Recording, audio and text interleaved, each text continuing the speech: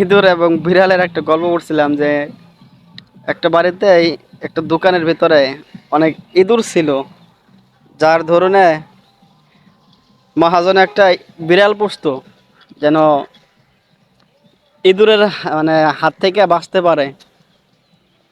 তো যখনই ইঁদুররা এরকম ভাবে দোকানে আসতো, যখন এরকম আসতো তখনই শব্দ পেয়ে দৌড়িয়ে বিড়াল আইসা পড়তো।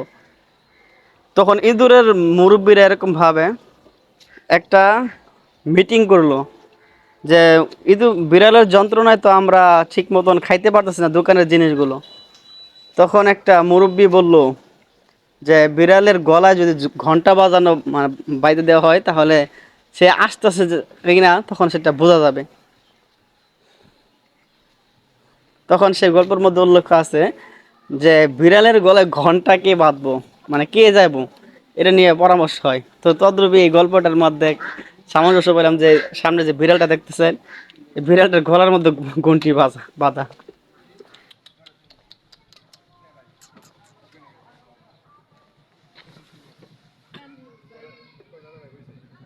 দেখেন গলার মধ্যে ঘন্টি বাঁধানো আছে বিড়ালে। হ্যাঁ, দেখছেন?